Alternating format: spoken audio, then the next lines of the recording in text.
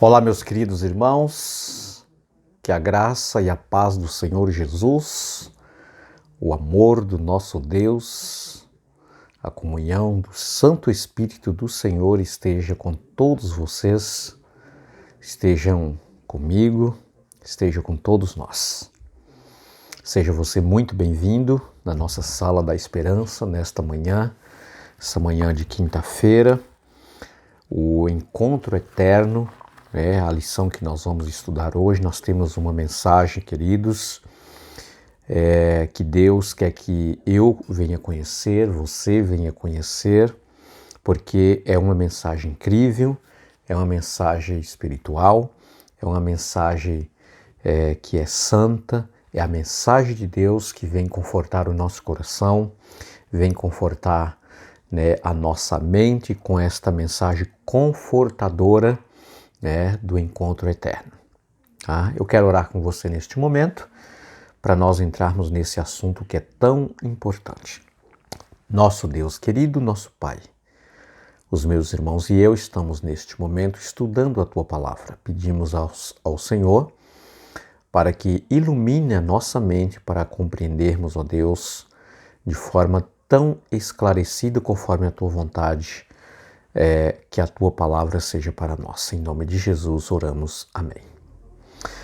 Queridos, o encontro eterno. 1 Coríntios, capítulo 15, verso 51 ao verso 55, nós temos uma mensagem importantíssima para nós, aonde ali o apóstolo São Paulo, inspirado pelo Espírito Santo de Deus, ele diz: eis que vou revelar um mistério.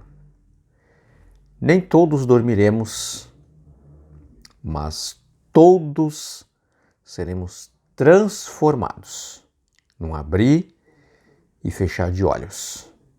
Tá? Os mortos ressuscitarão incorruptível e este corpo se revestirá de imortalidade. Então a morte será tragada. Tá? Paulo está dizendo: eu quero contar um mistério para vocês. Esse mistério que eu quero contar para vocês é um mistério espiritual. Paulo disse: nem todos dormiremos. Nesse contexto, queridos, de dormir que Paulo está mencionando é a respeito da morte. Nem todos irão morrer antes de Jesus voltar. Tá? Vamos dizer que Jesus volte na nossa geração, na geração em que nós estamos vivendo. Tá? Então, nem todos irão morrer. Como nós já estudamos tantas vezes, já falamos através da palavra de Deus, a morte para um justo filho de Deus, não é, aos olhos de Deus, considerado como uma morte, mas é considerado como um sono. O Senhor Jesus mencionou isso no caso de Lázaro, quando Lázaro estava morto. Já havia 4 dias, o Senhor Jesus disse para os seus discípulos que Lázaro havia dormido, estava dormindo. Mas na verdade Lázaro já estava 4 dias, que estava no sepulcro ali, já estava até com seu corpo se decompondo.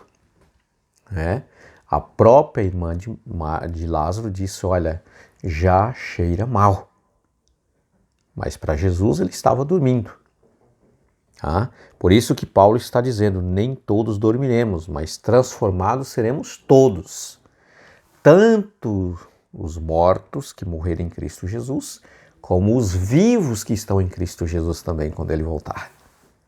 Seremos todos transformados. Tá? Tem alguns pontos aqui importantes dessa lição que eu quero compartilhar, quero mencionar com vocês. Queridos, aonde Paulo está dizendo que a volta de Jesus será assim.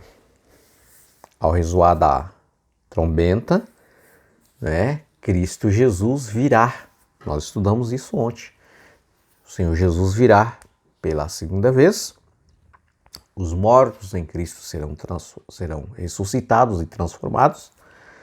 Nós, os vivos, diz o texto da palavra de Deus, seremos transladados. Seremos transformados juntos com os mortos ressuscitados e seremos transladados para o encontro com Jesus. O que é essa transladação? Queridos, alguns pregadores populares, de algumas religiões que se intitulam como cristãos, como pregadores do Evangelho de Cristo, acredita que 7 anos antes da segunda vinda de Jesus, da gloriosa segunda vinda de Jesus, haverá uma transladação. Muitas pessoas serão transladadas da terra, elas sumirão. Não sei se você já até ouviu ou viu algum panfleto, um comunicado grudado ali na traseira do carro, dizendo assim: olha, se esse carro se desgovernar, não se preocupe, porque pode ser que o seu dono foi transladado.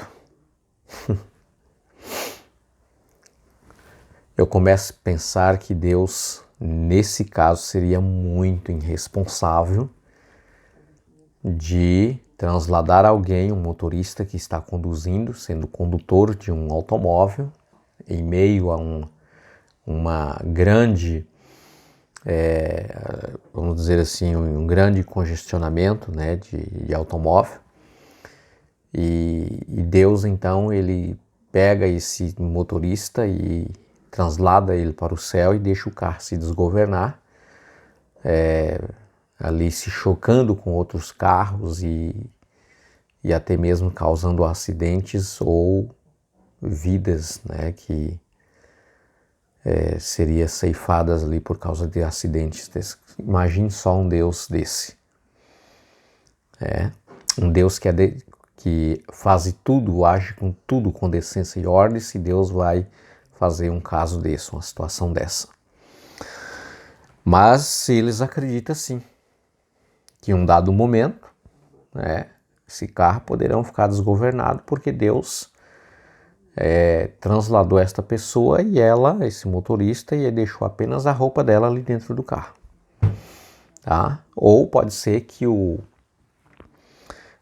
carona ou alguém que está sentado ali no banco de trás, quando você olha para, já não está mais, ele foi transladado. O carro está, parece ali que tinha um fantasma ali e desapareceu em um pouco instante.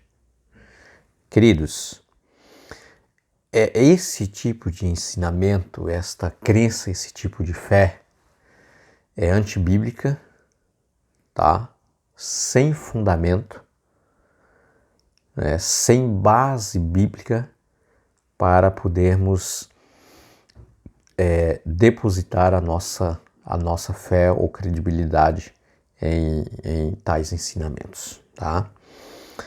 Quando a palavra de Deus está dizendo por meio do apóstolo Paulo de que os mortos serão ressuscitados e nós, os vivos, seremos transladados, queridos, e isso acontecerá exatamente no momento em que Jesus estar aqui, tá? A Bíblia diz que Jesus ele vai voltar dos céus junto com todos os seus anjos, em uma nuvem, mas Jesus não vai pairar os seus pés sobre a terra, ele não vai descer totalmente aqui sobre a terra, ele vai ficar em uma determinada altura aí, nós não sabemos, mas de forma que todo olho contempla Jesus, todo olho vê Jesus, como diz Apocalipse capítulo 1, verso 7. Eis que vem com as nuvens, todo olho o verá. Então, essa filosofia ensinada de que Jesus virá de forma secreta e muitas pessoas serão transladadas, sem que o outro perceba, cai por terra esse tipo de ensinamento, tá? Porque não tem base bíblica para você ali acreditar nesse ensinamento, ok? Então, essa transladação, queridos, se dá quando Jesus voltar, que os anjos de Deus, diz a palavra do Senhor, que eles ajuntarão os filhos de Deus dos 4 cantos da terra, ou dos 4 pontos cardeais, tá? Do norte, sul, leste e oeste. Então, toda a parte da terra, Deus tem o seu povo, os seus fiéis, que os anjos de Deus irão recolher esses filhos e levar ao encontro de Jesus. Essa é a transladação, tá? Muito bem. Eu gosto de uma citação de Ellen White, né, propriamente no Grande Conflito, na página 534, queridos, ela se referindo, né, à segunda vinda de Jesus e o grande evento que acontecerá nesse dia, que são a ressurreição dos justos, né? Quando a Bíblia menciona que justos, queridos, não é simplesmente porque nós somos tão justos, tão perfeitos, né? Que somos vistos como justos. Não somos perfeitos, nós somos pecadores. Mas essa justiça que Deus nos chama de justo é a justiça imputada de Cristo Jesus sobre nós, tá? Então Jesus imputa a sua justiça sobre você e você é chamado, considerado por ele como justo. Ele chama você de justo. Nós não temos justiça própria, nós somos pecadores e temos uma natureza pecaminosa. Mas Jesus chama de justos todos aqueles que aceitou o seu sacrifício, né, para o perdão dos nossos pecados. E Jesus, então, ele imputa a sua justiça, ele cobre-nos com a roupagem de justiça que é dele, que pertence a ele, tá? Então, esses é que são considerados como justos quando Jesus voltar e serão, queridos, serão ressuscitados se estiverem mortos, né? Ou será totalmente transformados da corrupção para a incorruptibilidade e desse nosso corpo mortal, né, para a imortalidade, ok? Muito bem.